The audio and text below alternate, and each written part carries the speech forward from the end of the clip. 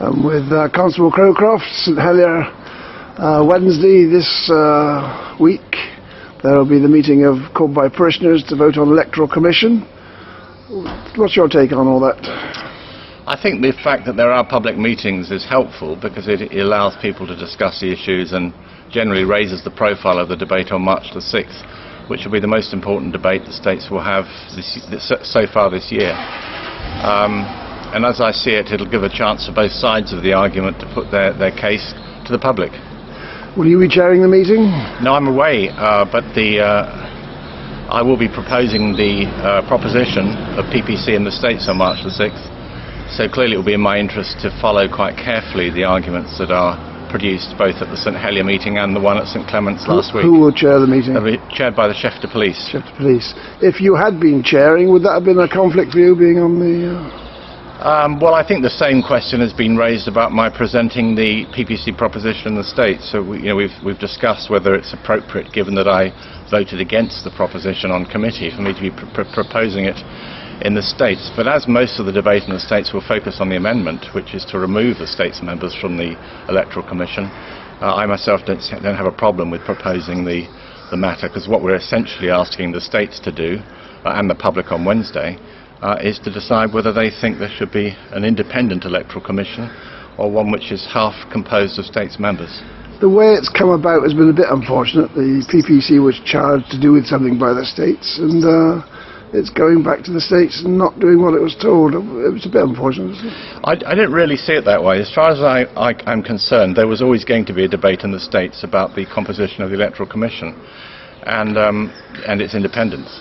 The fact that PPC has taken forward a different proposition to the one proposed when it was first thought of, we're still going to have that debate. States members will still have to make that decision. So I don't think it really matters that PPC is taking forward one view rather than another. Do you have any views on who should chair, if it is politicians on it, who should chair it? No, I don't. And I think that's perhaps one of the problems with having States members on the Commission. For it to be independent, there clearly needs to be a wide range of experts, hopefully local experts and people who are interested in the subject. And I think that once you start talking about States members, which States members, then of course States members come with agendas. And it's difficult to choose an impartial States member when you know that they have views of their own. There's no shortage of talent in the island that isn't in the States. I would have thought sufficient people could be found of independent mind to deal with this. Well, it seems to me there are two main arguments the States have to choose between.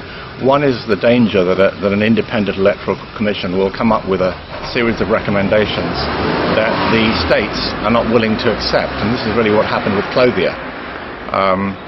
And I don't think anybody wants a rerun of Clothier, because it was a lot of money, a lot of time, a lot of anticipation, and at the end of the day we didn't implement the Clothier recommendations.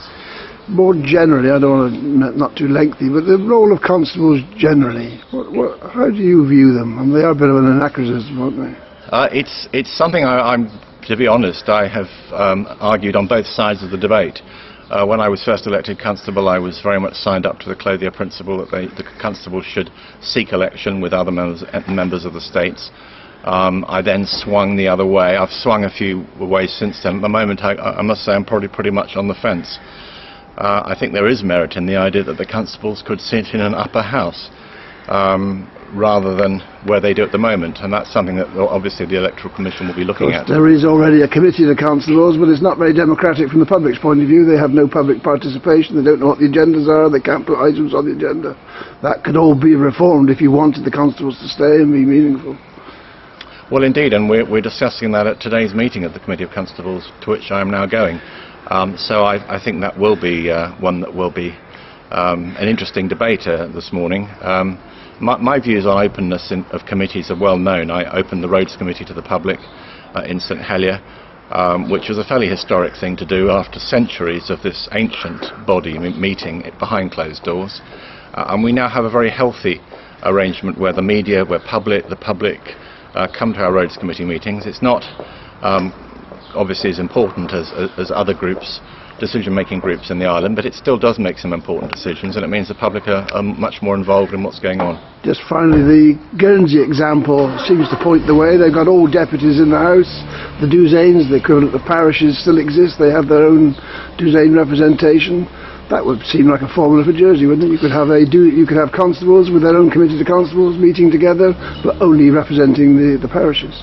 I think that's partly true, and I think for me one of the key points is the reduction in members. I think Jersey was governed for centuries by 36 members of the states, and I think it has got too big, and I think a smaller states will be better for lots of reasons.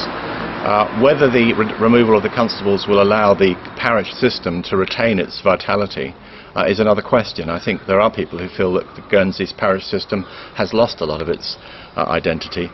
Certainly my counterpart in Guernsey has far less say in how things are managed in St Peter Port than I do in St Helier. So I think it will be really important if the constables are removed from the states to make sure that the parish system is kept strong and that the constables continue to have a say over their parishes. OK, we'll leave it there. Thank you, Mr. Leeds.